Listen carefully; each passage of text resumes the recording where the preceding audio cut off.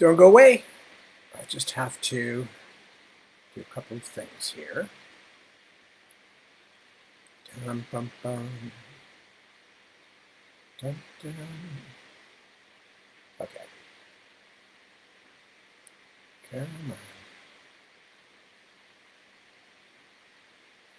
Yes, I talk to myself when I'm doing things. Can't help it. Sad, but it's true. Okay.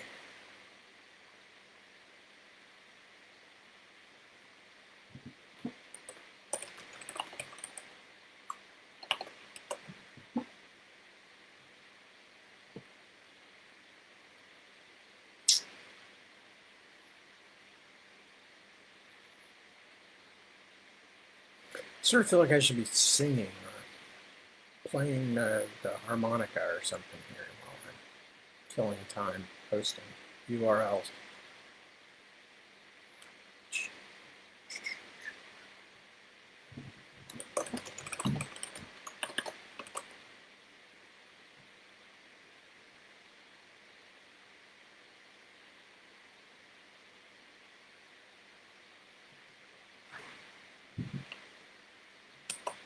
Okay, I'm back. Well, I wasn't really gone, but I'm here anyway. So who's on board there? Hello, Jeremy. Hello, Chris. Hello, Lavanya. Or Lavanya. Vijayara Gavan. Oh, good name. Hello, Lavanya from Bangalore. And Holger. Guten Morgen. Guten Morgen. And I'm sure there will be others showing up there. Mahmoud. Or Mahmoud? Mahmoud, I think it should be. My Turkish friend. Lovely to see you too. And whoever else is showing up, good morning, good evening, good afternoon, whatever it may happen to be on your end. And lovely to have you with me. I'm just, it's been another week since I've last seen you all. I hope this finds you all still in good shape. We are in pretty good shape around here, as we have been, mostly because we're not doing anything that will get us into any trouble. So we're locked down, just hanging out. Even I'm starting to get a little cabin fever, which is unusual because I am one of the most homebound, happy on his own people that you will ever run into. Although I have had the good fortune to be pandemicking with family. So we have there's as I've mentioned before, there's many of us here. There's 6 adults because the 4 kids are all now in their 20s. So 6 adults and 2 dogs, 3 dogs, 5 dogs, 9 dogs. No, sorry. God, I was just minding my own business and a Dr. Seuss book broke out. No, we have 3 dogs now. We had 4 for a while, but we have 3 dogs, and we have a cat, of course, who is sitting here beside me. I don't know if you heard her there. And a snake, named Jeff Irwin, the crocodile hunter. So, what was I going to mention to you? I had all kinds of things that were rumbling through my head. Oh, I wanted to send out a shout out to the ancient Mayans. I was thinking about this the other day, and I was thinking, the ancient Mayans, they didn't really have much in the way of technical tools, no computers, no specialized machinery, no slide rules, no nothing. And yet they determined that 2012 was going to be the end of the world. Y'all may remember that. And I was thinking about that today, and I went, that's pretty damn good for however many hundreds of years it was when they sat down, that they only missed it by 8 years. Okay? That's pretty damn good. They were trying to get 2020. But, when you're calculating by hand and you're scratching things down in the blood of sacrificial victims on the parchment made from their skins, you're going to occasionally drop a 4 or forget to carry the 1 or something. But, only 8 years off in terms of naming the year when everything was going to go to hell. Not bad. Anyway, what else was I going to talk about? I don't know, my brain. Oh, here, I'll show you my t-shirt. Da-da-da-da. It says, of course, death awaits you all. I should be saying it in my Tim the Enchanter voice with nasty big pointy teeth. And that was given to me by my friend Rick. So hi, Rick, wherever you are. Well, Rick's probably not listening at 2 o'clock in the morning, as because only crazy people and people outside of the United States, which kind of between the two of them, that accounts for pretty much all the crazy people in the world. So scratch that. Anyway, only people who are either far away or up at this time of the morning are watching, are hanging out. So anything else? I'm trying to remember. There were like several things I was going like, yeah, I should mention that, or yeah, I should say that before I start reading.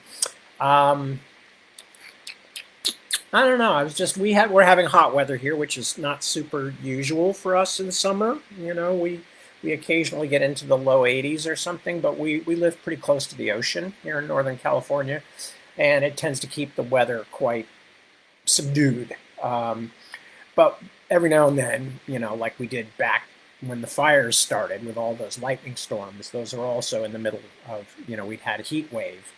And we had another little heat wave this weekend. Not horribly bad, and we just stayed inside anyway.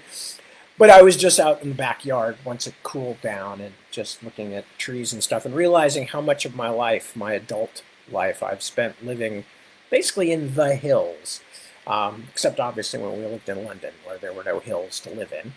And certainly not in Highbury. But in general, you know, starting with when I first moved out of my parents' house, really, back in 1975, you know, I've been kind of continuously living in the hills for a good number of those years. And of course, Deb and I pretty much always have since we moved back to the States. So I was just thinking about that the other day, and there's something about it. There's something about it that just really appeals to me. And I think it's the same stuff that grabbed me early on when I read or had read to me things like The Wind in the Willows or The Lord of the Rings later on when I discovered that. They're books that have a synergy with nature, and the characters often have a synergy with nature, but certainly the writers do.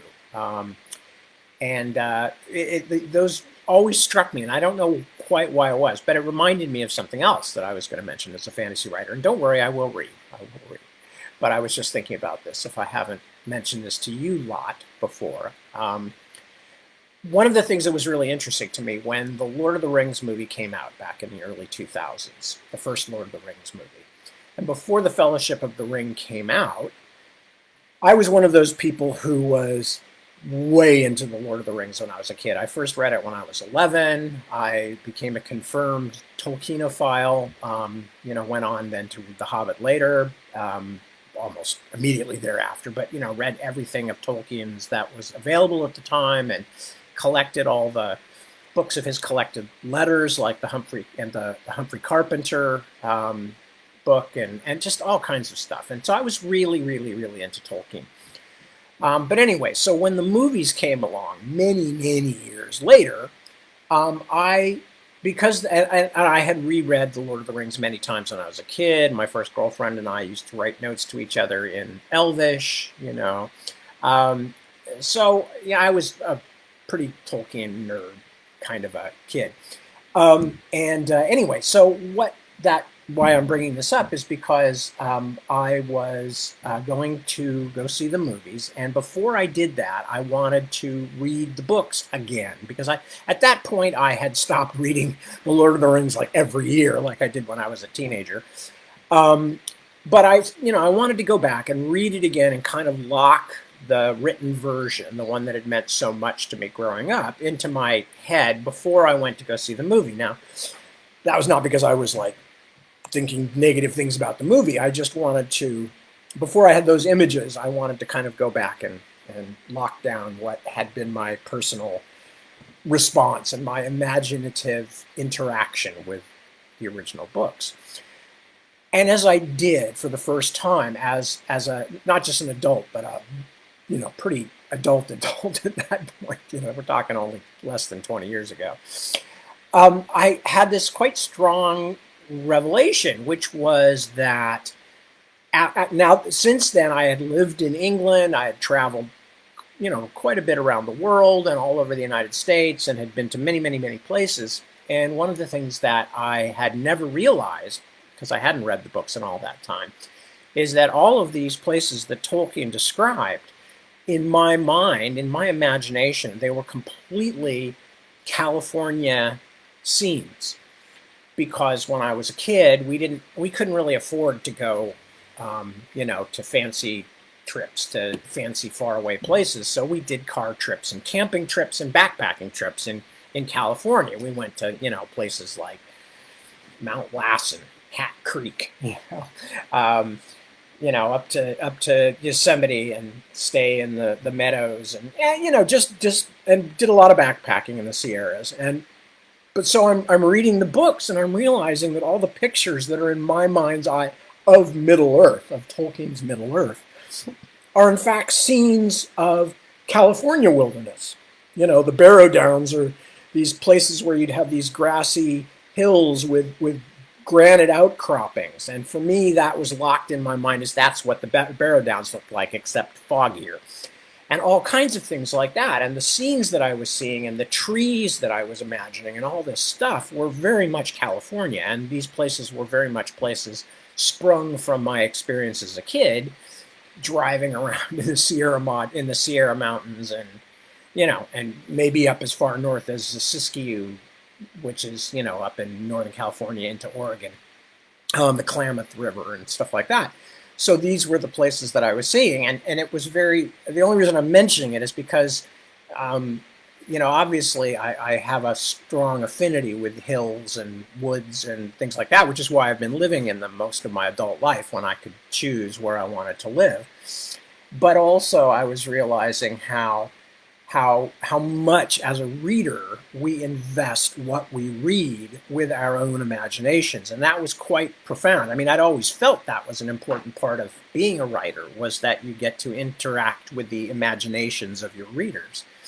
But I had never realized in quite so graphic a way how, my imaginative palette as a kid was very much what was given to me. Yes, I saw things on movies and television, but the outside, the forests, the woods, the streams, all those kinds of things were much more represented by what I had seen traveling with my parents around California.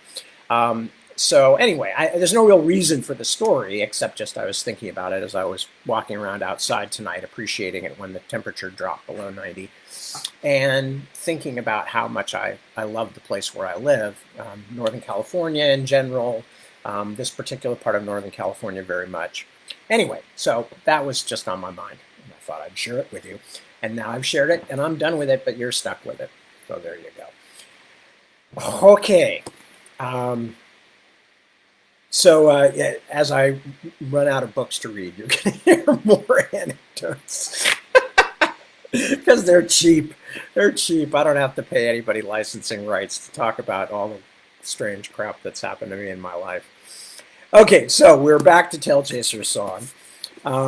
We are getting well into the book now. You can see, that's the part we've already read, and that's the part we haven't read, and it's substantially thinner.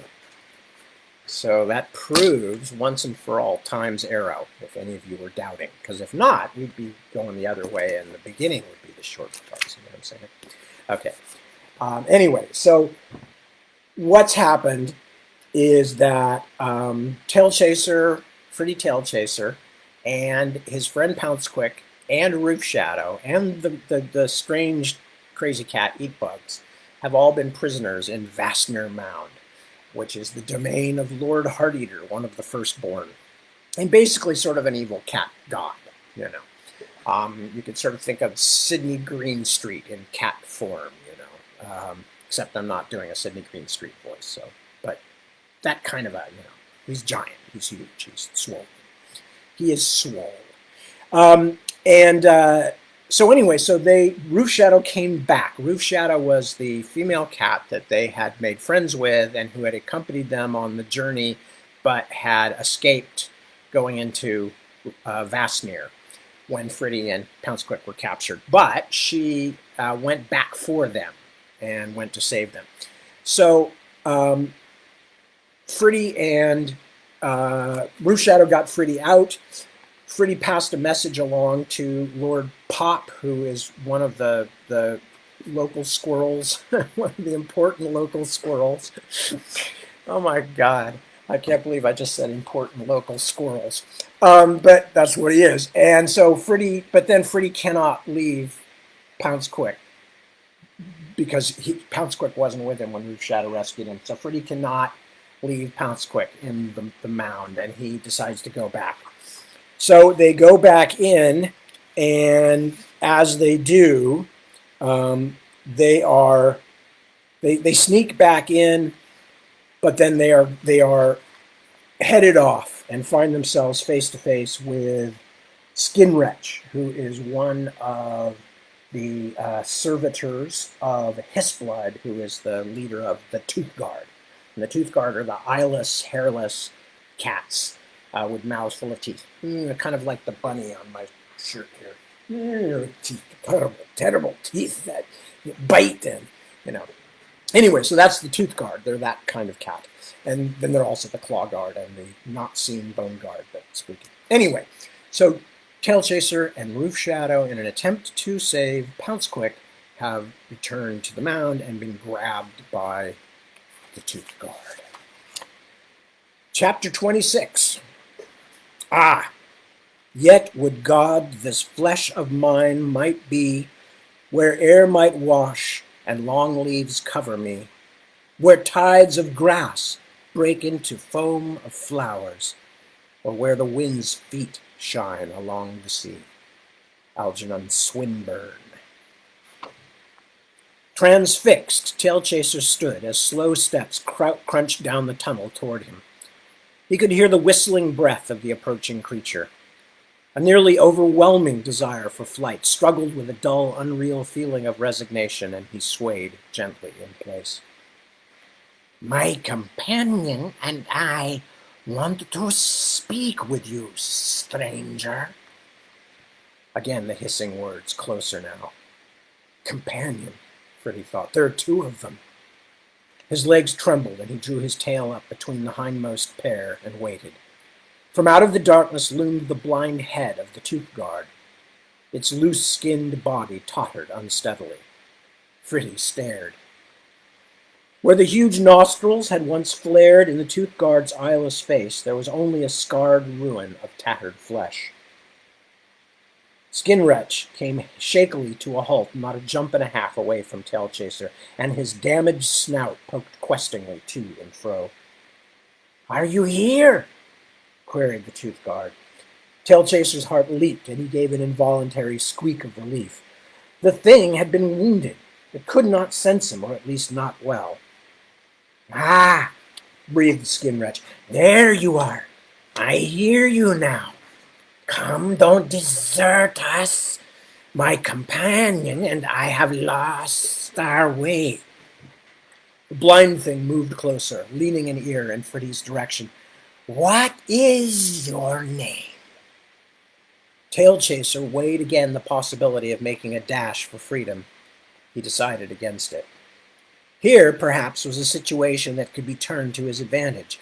It would be dangerous, of course, but everything here below the earth would be. A tunnel walker, he blurted after a moment's hesitation. Splendid. Your name sounds as if you will be aptly suited to aid us. Are you afraid of the claws? Your voice sounds very high. I am but a youngling, said Tailchaser quickly. Ah, breathed Skinwretch, satisfied. Of course. With the final preparations, even the young are pressed into service. Come, you must guide us. As you see, I am suffering from temporary infirmity. Mumbling, the maimed Tooth Guard turned and shuffled up the corridor. Fritty followed a short distance behind. Final preparations, he wondered. What is happening? You must have come past the scalding flume, Skinwretch called over his shoulder. I should never have come so close. The rushing of the water disorients me, I fear. It is quite incredible, is it not? Yes, it certainly is, said Tailchaser. What brought you out to this lonely part of the mound? He hurried forward to better hear the hairless creature's reply. Skinrich was quiet, then answered, I, uh, I am afraid that I have had a bit of a setback, you see. A youngling like you may not know it, but there is a great deal of unfairness to folk like myself. You see, I I do not want to criticize. Oh no, but I was punished unfairly because a prisoner escaped. But I was not even there. Oh no, I merely passed along some information to my master, Lord Hisblood. When the escape occurred, he was punished by the Lord of all. In turn, I was made to suffer unfairness, such unfairness. The tooth guard broke off with a little whimpering gurgle. Fritty realized, with a thrill of fright and pride, that it was his escape that Skinwretch spoke of. After a moment, the tooth guard broke off his keening and said, My companion is just ahead. I hope he has not left. He too has suffered injustice. I believe I can hear him. Tailchaser had forgotten the companion, but now he too could hear the loud, sonorous breathing. As they turned a corner, he saw a large, dark shape lying flat in the shaft. Skinwretch inched forward, testing before him with a great wrinkle-skinned paw. He pushed at the big, dark body. Get up! Get up! He shouted. I've found young Tunnel Walker to help us find our way back. Get up! As the recumbent creature turned reluctantly over, Skinwretch said to Fritty, Perhaps you two know each other. My friend was an important figure in the... An all too familiar face, blocky and malformed, was revealed as the shape rolled over and cast baleful eyes on Fritty. Tailchaser! Howled Scratchnail, rising on his front paws. Before Fritty could move his stiffened body, Skinwretch had leaned over and flung a smacking paw at Scratchnail's face. The impact knocked the claw guard off balance. He rolled back onto the ground again, moaning. Silence, you fool! Snarled the tooth guard and bobbed his blind head toward Tailchaser, who stood by, shocked into rigidity. Don't mind this one, he assured Fritty. He is not right in the head, I fear. The Lord of all dealt harshly with him over the matter of this same prisoner. Now he sees this fellow in every shadow. It is quite sad, is it not? Indeed, Scratchnail was paying no attention to the actual Fritty beside him, but was rubbing his chin in the dirt, moaning Tailchaser's name over and over.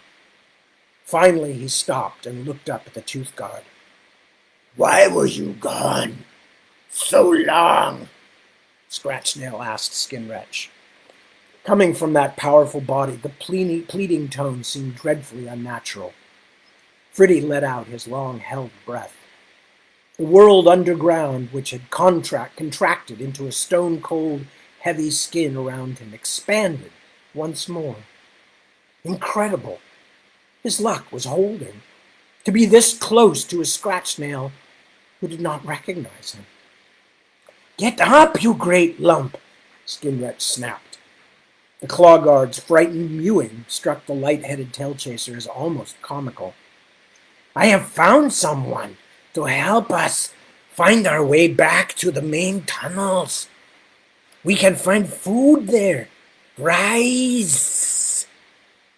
Scratchnail pulled his bulk erect. He is not right in the head, as I told you. Skinwretch apologized as the threesome started up the corridor. He would have died, despite all his strength, but for me. There was strange pride in the voice of the tooth guard. Tailchaser now found himself in the unenviable position of being guide and companion to two creatures who wished him and his kind dead, leading them through tunnels with which he was completely unfamiliar, down toward the secret center of the maze. Scratchnail, although up and moving, still showed no signs of recognizing Fritty. His behavior veered from simple-minded to unexpectedly lunatic and vicious. At one point, he turned suddenly on Tailchaser, howling, "Black winds! Black winds!" and tried to rend him with powerful claws. At a sharp word from Skinwretch, he was again cringing and crying. "Not right! Not right!" lisped Skinwretch, shaking his scarred head. "He was once a most important chief, you know." After they had walked a bit farther, Tailchaser, relying on minute changes in the air temperature and pressure to guide them in what he hoped was the correct direction. He had worked up the courage to draw the so far amiable Skinwretch out. "How are the final preparations going? Huh? I'm afraid I've been involved in some rather important things up above ground." "Nobody tells poor old Skinwretch much," complained the tooth guard, "but I hear many things. Great movements, a great uneasiness. I heard two of my brother guards whispering not long ago that soon the surface will be breached." The surface breached? Fritty did not like the sound of that. Some terrible, incomprehensible thing was about to happen, and apparently he and a scatter of stuttering Rick-Chick-Chick were the only creatures who could do anything about it. No, thought Tailchaser, correcting himself. I can do nothing but find my friends and probably die with them. With the mobilization of Vastnir, escape would be unlikely for one, let alone 3 or 4. No, further hope, and a tenuous one at that, rested on the leaping backs of squirrels and a jaded, unconcerned court. "Starface! Creeping, skulking Starface! I'll have his heart out!" Yowling, Scratchnail had stopped in his tracks, whipping his black muzzle from side to side.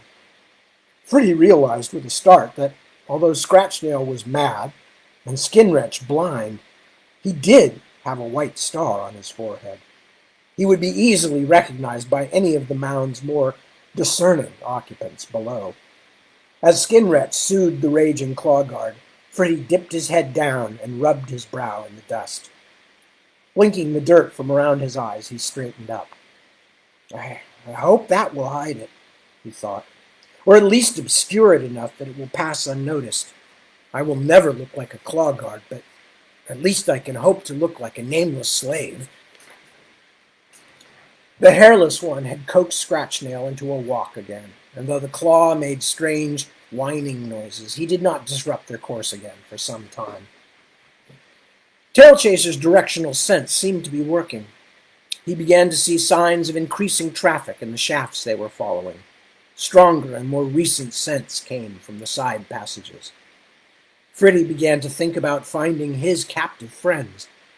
He knew that he could travel quickly and safely only in these outer, mostly unused byways.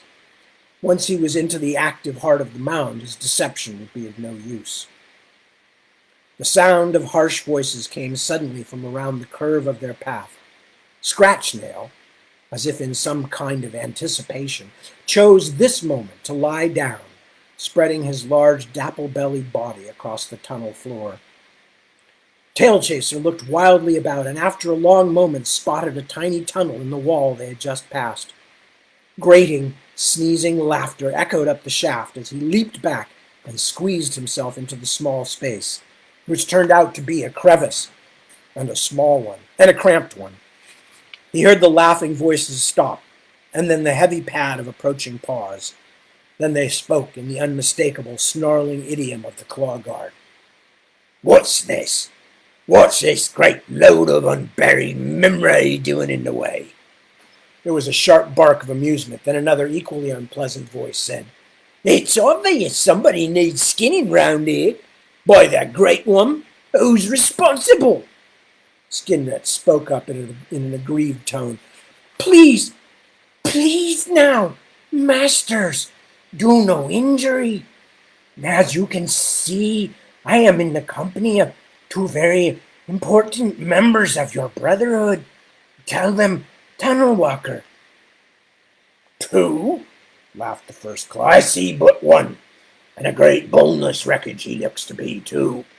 What do you see, Rip Talon?" "Exactly that. A useless hulk and a little squirming blind mole. Unless I miss my count, Shredfang, that makes but two. The little squeaker's lying to us." Skinwretch gave a whimper of fear, and Freddy heard the two claw guard move closer. "Lying to guards on the Lord's business. I think we'll make him jump for that, don't you?" "Tunnel Walker, save me! Save us!" The tooth guard's voice rose hysterically, and Freddy, crouched in his shallow niche, held his breath. A muffled groan rose up, and then Scratchnail's droning voice. "Tailchaser! Starface did it! No, Lord Heart-Eater, not the burning! My Ka! No!" His voice rose into a keening wail. The two claw guard made sounds of surprise. "By the bloodlight!" grunted Shredfang. "It is a claw!" "It's Scratchnail," Rip Talon gasped nervously. "He's prescribed. The Lord of All punished him. We shouldn't touch him." "Phew! You're right. This place stinks of the unclean. For shame of it, and that mewling going round. Come, let's be off." The disgust in Shredfang's voice did not disguise the fear that whimpered beneath. Swift, padding footfalls passed by Tailchaser's crevice and faded down the corridor. Freddy waited for what seemed like a very long time, then stepped gingerly back out into the tunnel. Skinwretch's furless shape was huddled over the supine black form of Scratchnail, and for a moment Freddy was oddly touched. Then the tooth guard swiveled his ruined muzzle around, and the sensation vanished in a cascade of revulsion. "Who is there?" Skinwretch called out. Tailchaser made a hesitant noise in his throat, then said, "Why, Tunnel Walker, of course. I have been exploring some of the spur tunnels. I just passed a couple of my fellows. Did you meet them?" "They threatened us," panted Skinwretch. "They were going to kill us. Why did you leave?" "I told you," said Freddy, feigning anger. "Now get up, and get him up too. I have important things to do, and I'm only helping you because you are so pathetic and incapable. Now, are we going to get padding or not?" Oh yes, Tunnel Walker. Come, Scratchnail, get up now." With Tailchaser leading and Scratchnail trailing reluctantly, the mismatched threesome moved on into the heart of gathering forces. Okay. Chapter 27. Not with a club the heart is broken, nor with a stone. A whip so small you could not see it, I've known, to lash the magic creature till it fell. Emily Dickinson. Strange things were happening in the world above the labyrinth. Distant cries and lights made the night hours mysterious and unsettling. Phelas gave birth to kittens too unusual to survive. And Prince Dewtreader of First Home made dire pronouncements. Many folk were afraid. The ground everywhere felt unsolid, shifting, and treacherous. Mirslar's eye opened to its fullest a complete sun turn earlier than expected, and hung red and swollen in the sky. Meeting nights were full of unanswerable questions and nameless fears. Blind night, the night of greatest darkness, was coming. Some whispered that this time the darkness would bring the Os. The Os was on the tongues of many and in the minds of more. Below the ground, the Great One, on his carrion throne of death and dying, worked a web of curious forces.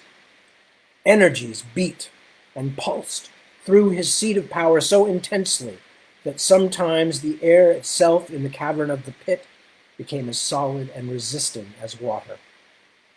Strange images waxed and waned, flickering at the edge of vision like lightning on the eyelids of a sleeper. At times now, none but the Bone Guard could attend the Lord of all, and the Claw Guard would stand muttering in the tunnels outside the Master's cavern. Even Tailchaser, on the periphery of Vastner's main arteries, could sense the imminence of something. Scratchnail had ceased talking altogether, mumbling and howling alike, and plodded along with the dull, lifeless sheen on his deep eyes. He stopped incessantly to scratch, gouging at his dark fur with crimson claws until it seemed he must draw blood. Fritty understood. His skin, too, was crawling. The trio had passed by one of the main passages, looking down a dark, sloping access tunnel to the broad causeway below. Teams of Claw Guard marched purposefully by, or harried fainting, stumbling prisoners. At Tailchaser's side, Skinwretch cocked an ear to the sounds of pads scuffling endlessly past. Ah! The Tooth Guard beamed, his scarred face crinkling into a complexity of lines. Hear that? Listen! Great things are afoot.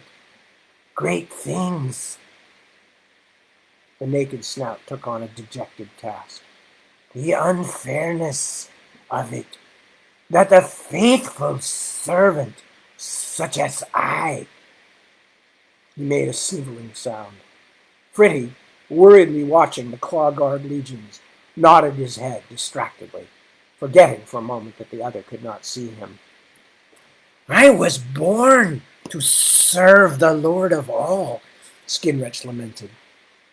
How could I have been brought to this low state?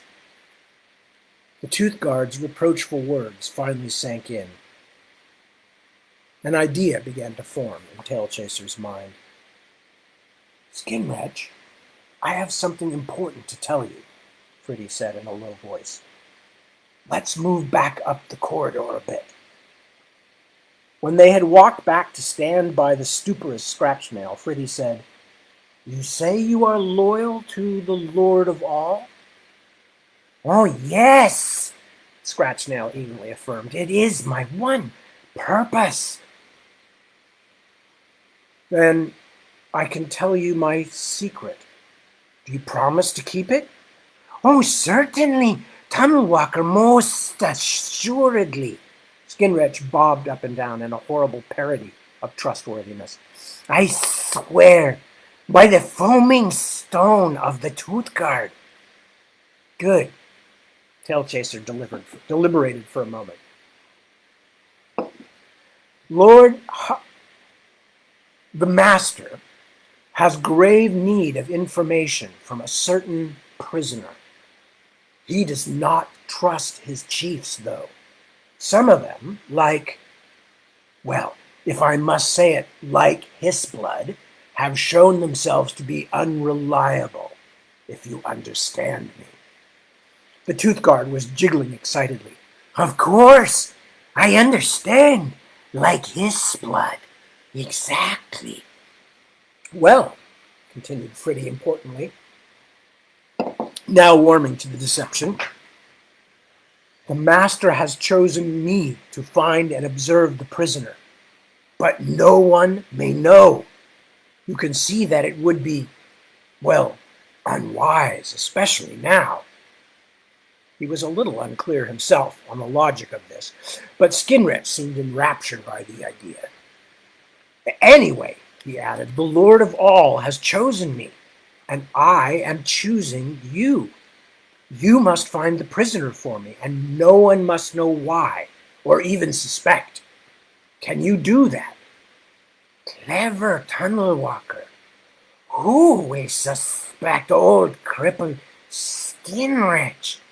Yes, I shall do it. Good. The prisoner you must find for me is the Fela who accompanied the escaping tail. He hemmed and hawed convincingly. Tailchaser, the one Scratchnail waves about. The Fela who was with him survived, did she not?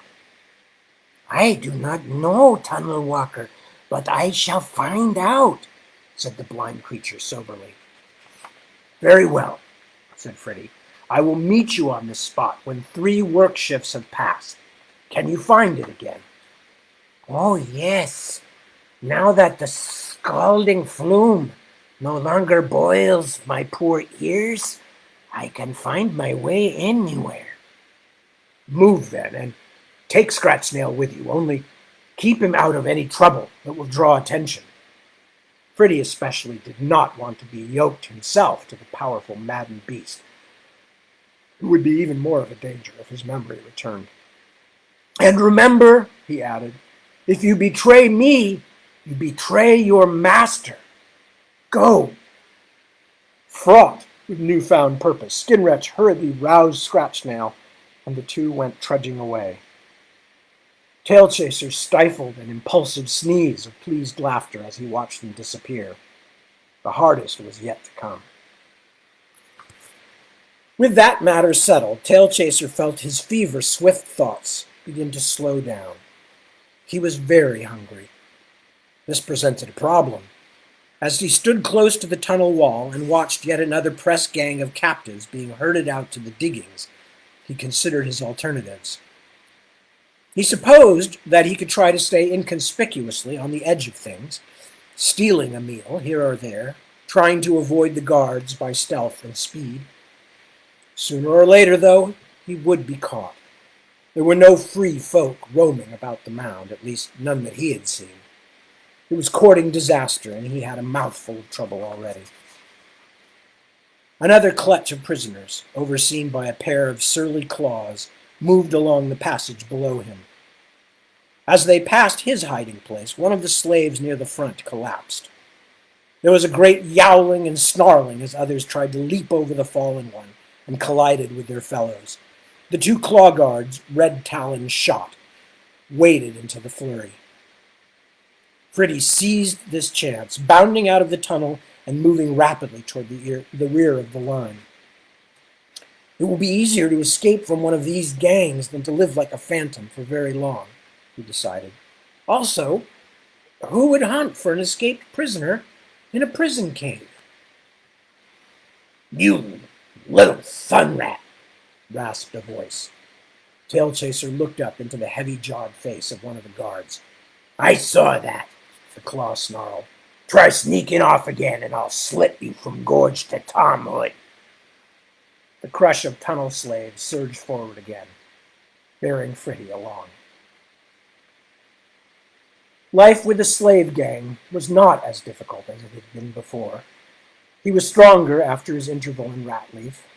Though the hunting had been sparse, still he had eaten better than the poor beasts with whom he was imprisoned. It saddened him to see the misery and suffering around him, but this time things were different. He had joined this press of captives by choice.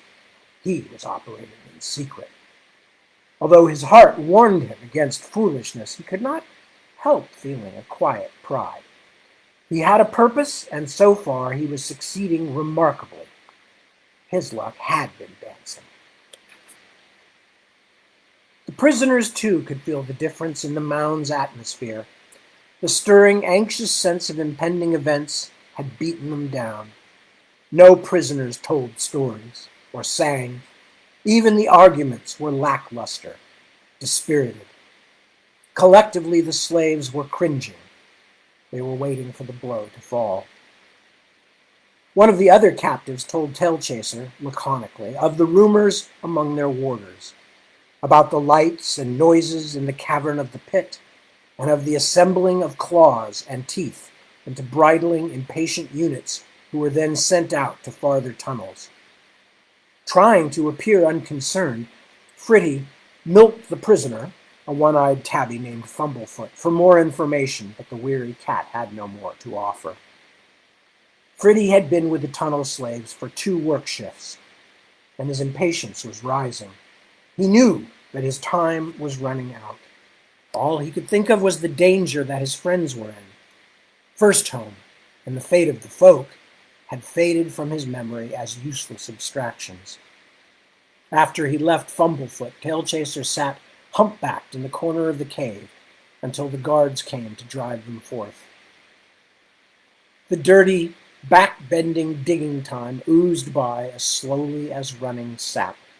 Although his paws were cracked and bleeding, Fritty dug as though consumed, striving to obliterate the dragging hours by main force. When the smirking claw at the mouth of the tunnel growled down the order to quit digging, Tailchaser and the other weary prisoners began to mount upward. Carefully falling behind, he stopped as the last cat before him strained up over the tunnel rim, then quickly doubled back down the short passage and threw himself to the earth at the end of the hole they had been excavating. He wiggled as far beneath the piles of loose soil as he could and lay quietly. The sounds of the milling prisoners drifted down from above. For a moment, a burning golden eye looked down into the tunnel, but dirt and darkness hid Tailchaser from all but the closest inspection, and soon he heard the press gang crunching away. He remained silent at the burrow's end while his heart beat many times, then finally crept cautiously toward the surface. The small cavern from which the tunnel network led was empty. The dim earth light revealed no movement but his own. Nonchalantly, but rapidly, he groomed the worst of the dust from his face, legs, and tail, then moved silently out into the larger shaft down which his fellow prisoners and their guards had already vanished. In the cavern, where Pouncequick lay dreaming of the white cat, Ruth Shadow herself was also finally sleeping. The strain of anticipation, waiting for the return of the vengeful claw guard, and the enforced helplessness of her situation had worn her down until she could no longer muster strength or worry to resist. Chin on paws, she had lain for a long time, staring at the peaceful, helpless forms of Pouncequick and Eatbugs, and hopelessness had drifted over her like a warm mist. When the guard thrust his malignant head into the chamber, he saw all 3 of the cats lying in death-like stillness. With a yellow-fanged grin of approval, he withdrew. Eatbug's eyes blinked open. For a moment, while his body still lay slack and motionless, they filled with an intense, cool fire. Then the light flickered in their depths and seemed to die. The lids sagged back into place, and all was still as stone once more. Skinwretch was waiting for Fritty when he arrived at the spur tunnel. The tooth guard was doing a little dance of anticipation, his furless tail kinking and wriggling like a drowning nightcrawler. Tailchaser, who had spent what seemed like eyes and eyes working his way carefully across the mound to this spot, approached as quietly as he could, only to be greeted by Skinwretch's shrill, excited hiss. "Tunnel Walker, have you come? I have news! News!" "Silence!" Fritty himself hissed. "What news?" "I have found your prisoner," said the tooth guard gleefully. "Skinwretch has done it. Tailchaser felt the pressing of time. Where? Where is she? Skinwretch grinned, the mouthful of teeth below the scarred snout gleaming crazily. Not far from here. Oh, yes, very close. Oh, clever Skinwretch has served the Lord of all. Trying to keep his patience, Fritty waited with dry mouth as Skinwretch described where Roof Shadow was being held. When the eyeless tooth guard had finished, Tailchaser began to back away, planning furiously, then suddenly stopped. I'd better keep up appearances, he thought. This creature is a terrible enemy, but he makes a good ally. You have done well, he told the tooth guard. The master will be pleased. But remember, not a word to anyone. Of course not. Not clever Skinwretch. As he watched the creature's mad caperings, Fritty suddenly noticed something he had missed in his excitement. Where's Scratchnail? He demanded. You are to keep him with you. A sudden look of fear crossed Skinwretch's ruined features. Oh, Tunnel Walker, that one. He is full of us. He would not stay by me, and I could not make him. He is very powerful, you know. He ran off into the tunnels, crying and saying strange things. He was punished because of the prisoner, and he is sick with the os. Nothing to be done, thought Fritty. Never mind, he told Skinwretch, who brightened immediately. Go on now, and if I need you, I'll find you. Tailchaser darted out of the spur tunnel and across the main shaft, stopping in an alcove on the far side, shielded by darkness from observing eyes. When he looked back, he saw Skinwretch, maimed face and a crooked smile, still leaping and jigging in the shadows. Hiding in pools of deeper shade, stealing quietly past squadrons of bristling, congregating mound dwellers, Fritty moved like a spirit cat through the awakening underworld. The mound beasts were everywhere, moving, whispering, flexing sharp red claws. Fritty reached the junction of 3 tunnels that Skinwretch had described. Looking cautiously around and seeing no one paying attention, he ducked down the passage that the tooth guard had instructed him to take. Tail erect, whiskers tingling, and every bit of fur puffed upright, he crept downward. A shaft entrance in the tunnel wall ahead. That was the one. He felt an urge to leap, but controlled himself. Carefully, he reached the hole and peered cautiously down. In the dim light, at the bottom of the shaft, he could see Pounce Quick! His heart leaped. The young Kitling and Roof Shadow were being kept in the same cave. His luck was holding. Leaning farther forward, he could now see 2 more shapes. Roof Shadow. And was the old one eat bugs? Why weren't any of them moving? Could they be? But no, he could see Pounce Quick's sides rising and falling. Something crashed down on him like a toppling tree. With a yowl of pain, he tumbled to the side of the cavern entrance. Standing over him with a massive paw cocked for another blow was a large black shape. The half-familiar face of the claw guard leered down at him. What are you up to, then? The brute growled. Nothing, squeaked Fritty. My name is Tunnel Walker, and I've lost my way. He tried to make himself small against the earth. The claw leaned closer. Is that right? He snarled, and his hot breath made Tailchaser blink. The beast's eyes narrowed. Just a moment. You look familiar. What's that mark on your head? His head? Forehead? Skydancer's tears. Fritty cursed himself. He must have wiped the masking dust from his face when he had emerged from the slave tunnel. Fritty made a sudden squirming movement toward escape, but the heavy paw descended on his neck, scarlet claws softly pricking his throat. "By the Great One," said the claw, "if it isn't our little escaped sun rat. Isn't that fine?" In a rush of despair, Fritty recognized his captor. It was Bitefast, Scratchnail's former companion, who now bared his teeth at the trapped Tailchaser in a terrible smile. "Well now," chuckled the claw, "it's awful good that I should be the one to find you. Because of you, they ruined the chief. All because of you." The paw pushed cruelly down on Fritty's throat. He coughed helplessly. "Well, I'm the chieftain now," Bitefast smirked. "And I'm going to make sure you get what you deserve." The black beast squatted and pushed his deep-set eyes up next to the face of his wheezing captive. The claw's voice descended to a vindictive whisper. "I'm going to take you straight to the fat one." And that's where we're going to stop the story for tonight.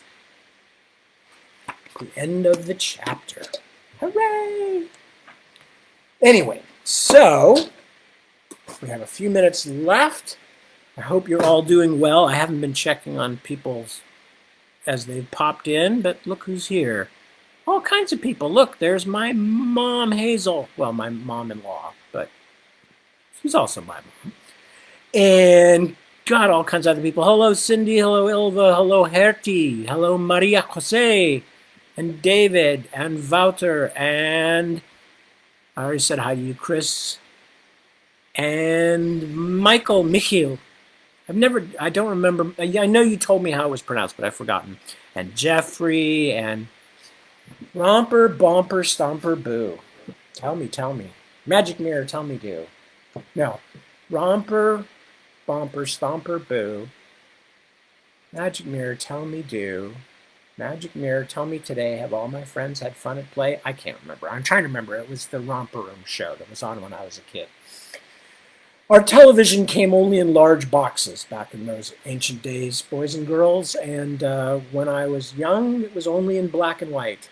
Not the whole world, though. Those of you who grew up later on may think that the entire world before 1960 or so was black and white, but it wasn't, in fact. We had colors back then, whatever people may now claim.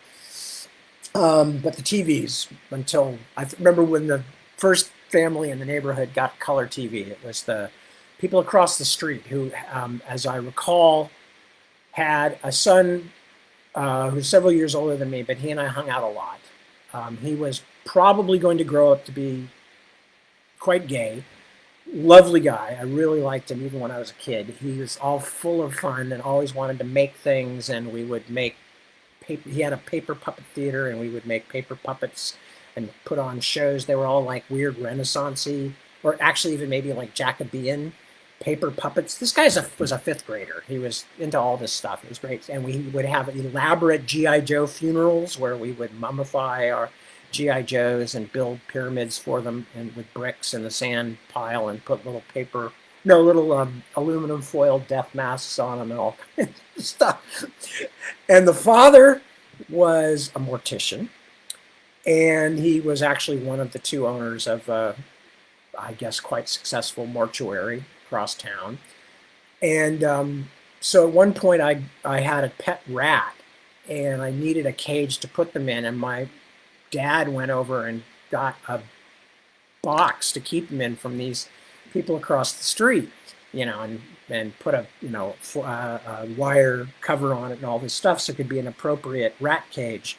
I had it set up in my room before I noticed it was actually a box that had contained bottles of embalming fluid.